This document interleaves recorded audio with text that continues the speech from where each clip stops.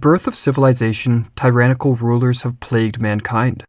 Driven by an insatiable appetite for power, such individuals have done their best to control both the minds and bodies of their subjects. Seen in this light, the history of civilization is very much a history of varying degrees of human enslavement.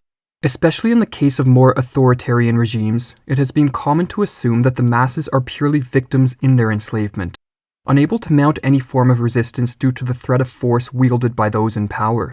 In the 16th century, the French philosopher Étienne de la Boétie challenged this view in his essay The Discourse on Voluntary Servitude. All governments, he argued, including the most tyrannical, can only rule for extended durations if they have the general support of the populace.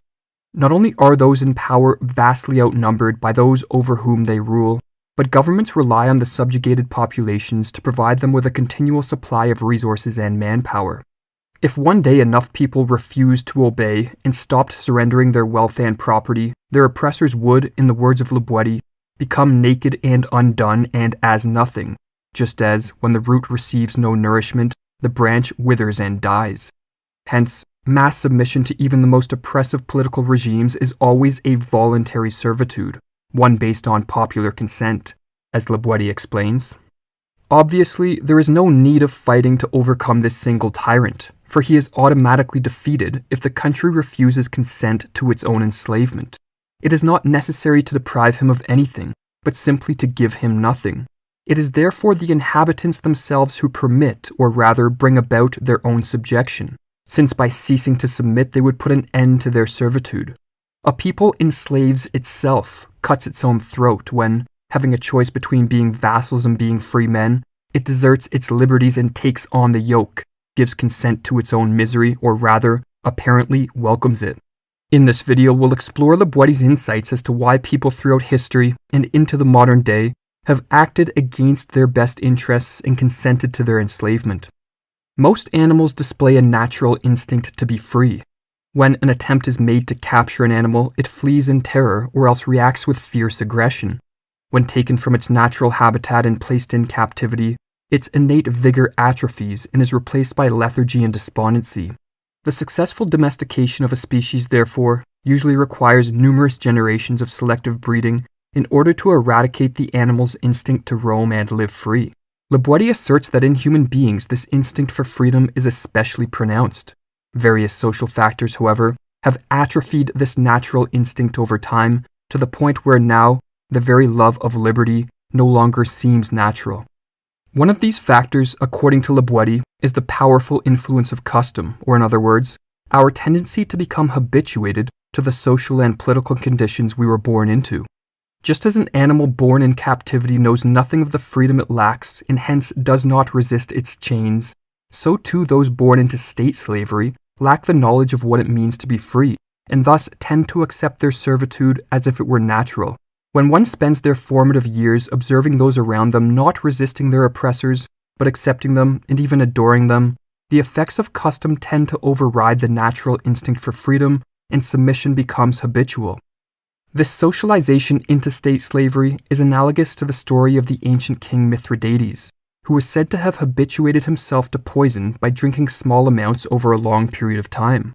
Like him, writes Le Boétie, we learn to swallow and not to find bitter the venom of servitude. Or as he further explains, it is true that in the beginning men submit under constraint and by force, but those who come after them obey without regret and perform willingly what their predecessors had done because they had to. This is why men born under the yoke and then nourished and reared in slavery are content, without further effort, to live in their native circumstance, unaware of any other state or right, and considering as quite natural the conditions into which they were born. But custom alone does not account for the readiness with which people consent to their servitude, as ruling classes have long known that to maintain power, they must play an active role in engineering consent. Plays, farces, spectacles, gladiators, strange beasts, medals, pictures, writes Le Boétie, and other such opiates. These were for ancient peoples the bait towards slavery, the price of their liberty, the instruments of tyranny. In the modern day, these instruments of tyranny have changed form, but their essence remains the same. The endless supply of mindless diversions provided by the mass media and entertainment industry, the numbing effects of pharmaceutical drugs, and the dramatic farce of political elections all served to distract the attention of the populace away from the reality of their enslavement. Another tactic for engineering consent used by ancient tyrants was analogous to what we call the welfare state today.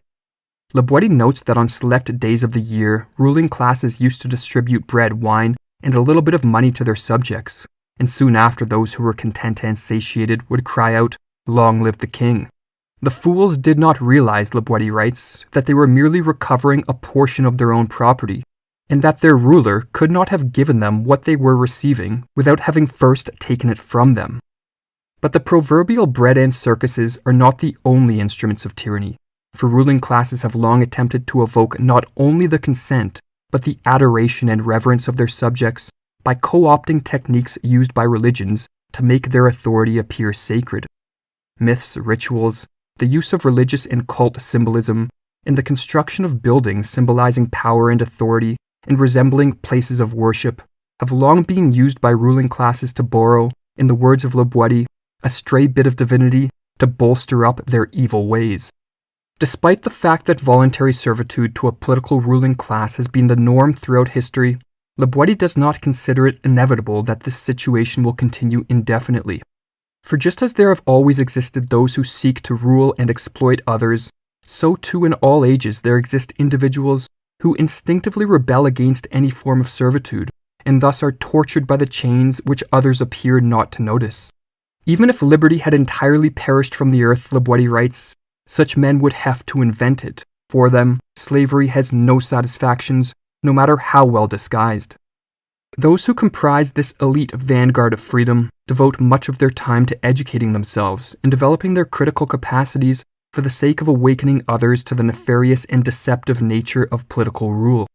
This work is done in the realization that if a critical mass becomes aware of their enslavement and of the true value of freedom, voluntary servitude on a mass scale will end quite abruptly, for as Laboiti explains, from all these indignities, such as the very beasts of the field would not endure, you can deliver yourselves if you try, not by taking action, but merely by willing to be free. Resolve to serve no more, and you are at once freed. I do not ask that you place hands upon the tyrant to topple him over, but simply that you support him no longer. Then you will behold him, like a great colossus whose pedestal has been pulled away, fall of his own weight and break into pieces.